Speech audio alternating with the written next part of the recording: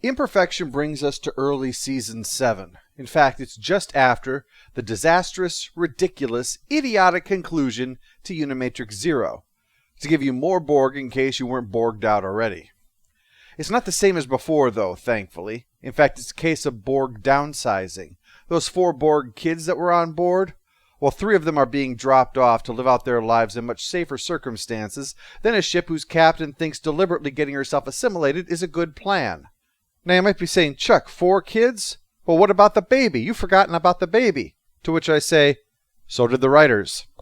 So 7 hugs the little munchkins before they beam up, with just Icheb staying behind.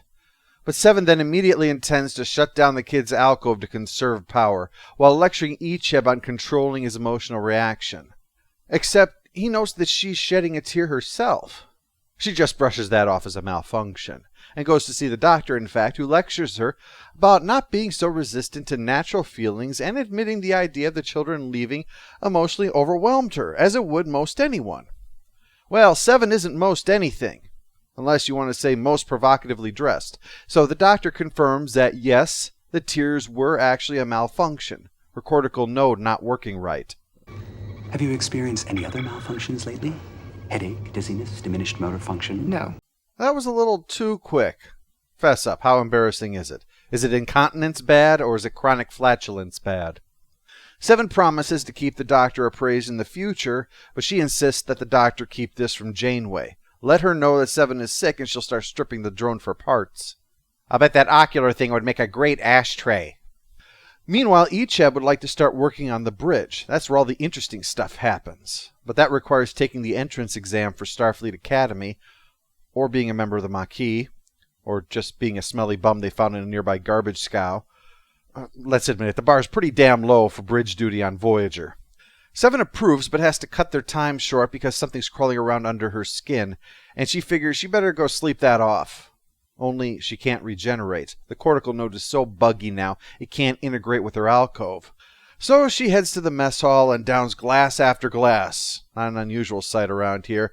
That said, I'm going to drink my way off this ship.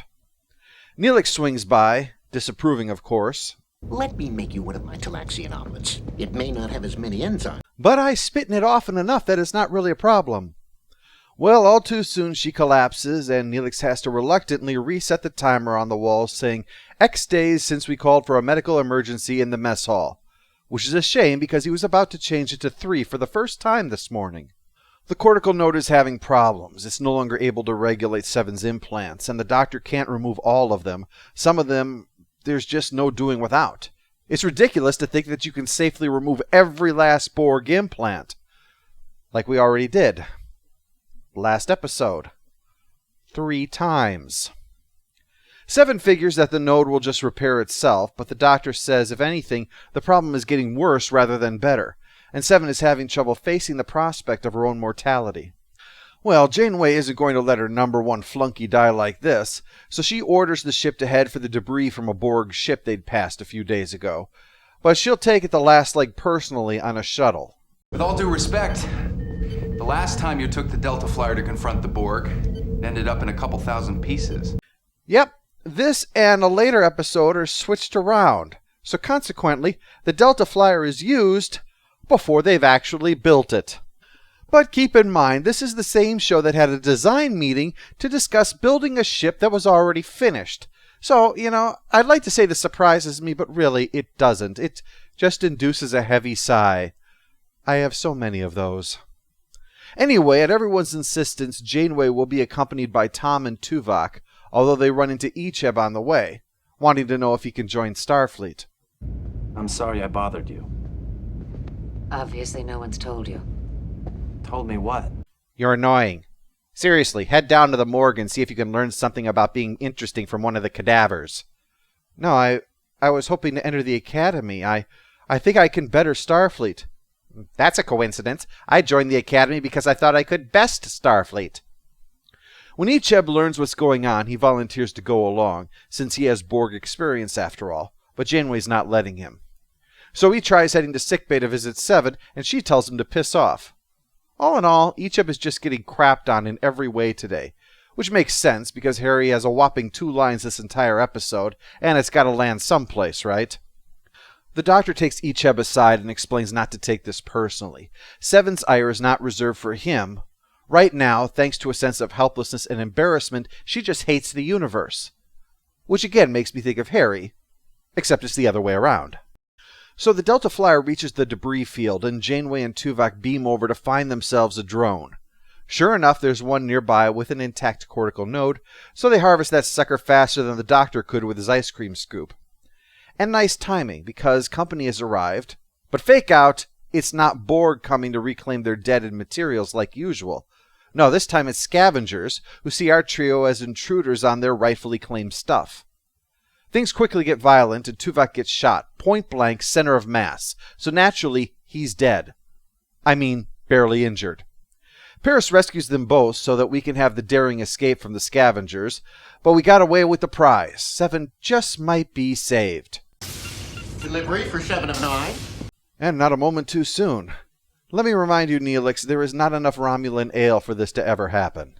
Actually, I thought I'd stay, keep you company. As if she didn't have motivation enough to get better. I mean, if Neelix would have shown up during ethics when Worf's back was broken, he would have healed his spine through sheer force of will. She tells him to shit off as well, but the doctor puts her in an impossible position by suggesting to Neelix that he wants to play Scott against her right now only because she's so weak he knows he'll win. Imagine that dilemma. Either spend time with Neelix, or have everyone think Neelix is better than you. That's Sophie's choice right there, isn't it? She's like, I need this problem like I need a hole in the head. Okay, bad example.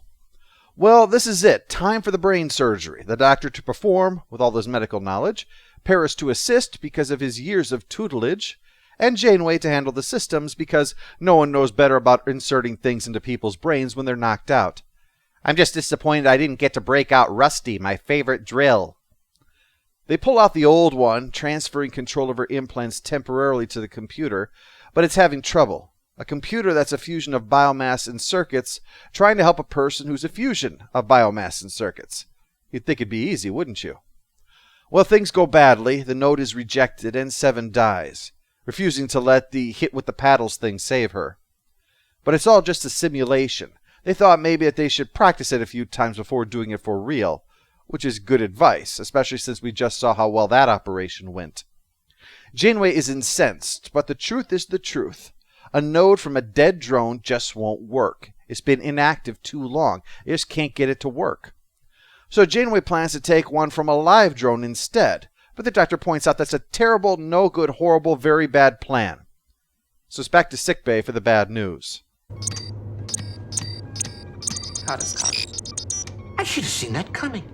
That should really be your slogan, shouldn't it? Unless you think I was being flippant earlier about Tuvok, please note, he's nowhere to be seen in sickbay, meaning that the guns on Voyager are once again proven to be absurdly ineffectual, or Voyager believes that serious gunshot wounds to the torso can be handled on an outpatient basis. Decide which you find more plausible. Chronic problems that are barely slowing her down, or you better not set foot out of sickbay. Shot in the chest with a death ray? Don't waste my valuable bed space, you big baby! The bad news gets broken to Seven, though Harry and Torres are going to work on trying to get the node working again. But since neither has had presence this episode, Seven knows that plan is doomed. I mean, if it was a Torres episode, then yeah. Fix something is one of those 3 criteria. That would kick in, and so she would solve the problem. But it's not a Torres episode, so that won't happen. And as for Harry, well, I know I've been dumping on him a lot, but that's just the way things are for him. If this were a Harry episode, he'd go off and sulk somewhere because he ruins everything he touches. I mean, let's face it, he's like the third miser brother. He's Mr. Harry Kim. He's Mr. Suck. He's Mr. Failure. He's Mr. Screw Things Up. Well, Seven has escaped sickbay and is puttering about in engineering, but Torres just turns a blind eye to Seven's presence this time. In fact, when Seven inquires about death and the afterlife, Torres is supportive. The barbs from last week are gone. When the doctor finally finds her, Torres even offers to let Seven work with her on low-energy activities in engineering, keeping her busy without exerting herself so that she can feel useful without aggravating her condition. The doctor grudgingly goes along with it, but of course demands that she wears a neck thingy. He has those like those family restaurants you see just off the highway, proud of their French fries or whatever. Voyager sick bay, home of the neck thingy. Well, while Seven has accepted her mortality, Icheb has not, and after an argument gets to work examining the problem from a new angle. He wants to give Seven his cortical node, which outrages the Doctor. He's not here to help people kill themselves, that's what the Leola root stew is for. But Icheb explains that because of his age, his lack of full assimilation, and some genetic resequencing, he can adapt to survive without a node. It's optimism, something that Janeway has, but something Seven lacks. Janeway tries to apply that glasses half full look to trying to get home after they were stranded out here, but Seven pulls out a list of everyone who died because she tried that instead of just settling on a safe M-class planet. Ouch. And there's only like 3 people that Janeway arranged to die on that list, too.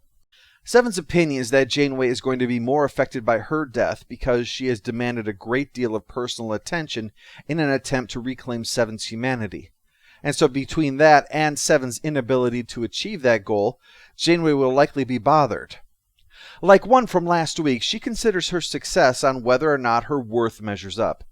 Janeway assures her, though, as far as minions go, she's done pretty well, though they never did get around to finishing that nacho gun. Well, the group discusses Icheb's plan, but Seven won't even consider it. She will not risk Icheb's life, no matter how small that risk might be. Last week I looked at Drone, and one thing I didn't comment on is a fan theory that this was an episode about Seven's maternal identity. Well, I don't think so. I think it's about attachment, about becoming close to someone and then seeing them die. After all, her mentoring of one is little different than the way that the Doctor has mentored her, and yet neither would consider that to be a father-daughter relationship, especially given his attraction for her. That would make it a little creepy, wouldn't it?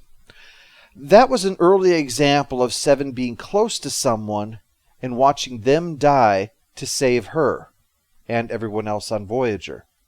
So it's no surprise that looking at Icheb, who is another Borg, who is an individual that she has mentored, and thus Seven can't possibly consider him dying too, even if the risk is small. Well, Icheb won't take no for an answer, so he heads to his alcove and disconnects his cortical node. You have to reconnect his node immediately. I intend to. No. If Seven can refuse treatment, so can I. A rules lawyer. He's definitely a teenager. With proof that he will likely survive and the node just going to waste if she does nothing, Seven consents to the procedure, and eventually both she and Icheb will recover, and the tears she sheds this time aren't a malfunction. Though I'm sure she's just going to say she stubbed her pinky toe or something. Post-episode follow-up. Stupid Neelix moment is... It's actually not about Neelix, it's just something he brought to mind. The flowers that he brought in came from the aeroponics bay. Has the replicator system improved that much that they've repurposed their food reserves in order to have a garden? You'd think they'd be growing vegetables and canning them in case they ran into any problems in the future. We're all going to starve to death, but aren't these some lovely daffodils? Final score for Imperfection is 9 out of 10. I realize I gave the same score last week to another 7 episode, no less. But this episode in their final season managed to come up with a new concept for Seven to explore, her own mortality, and managed to explore it gracefully. The special effect with the implant is impressive. If it's CGI, it's extraordinarily well done, especially for its time. And if it's a practical effect, then it's an even more impressive illusion. The audience is never pulled out of the moment by it. It's only when looking back that you think, hey, how did they make it look like this thing is popping out of Jerry Ryan's head? The character interactions are solid. Manu Intiraymi's performance shows how Icheb was a good addition to the show, and the timing of that was perfect. By putting it in the same episode as the departure of the other Borg kids, it meant that it was entirely possible that he could die this story. While I think that shuffling the schedule around to make this the second episode was a mistake, the episode itself helped undo some of the damage that Unimatrix Zero did to both Seven and the show.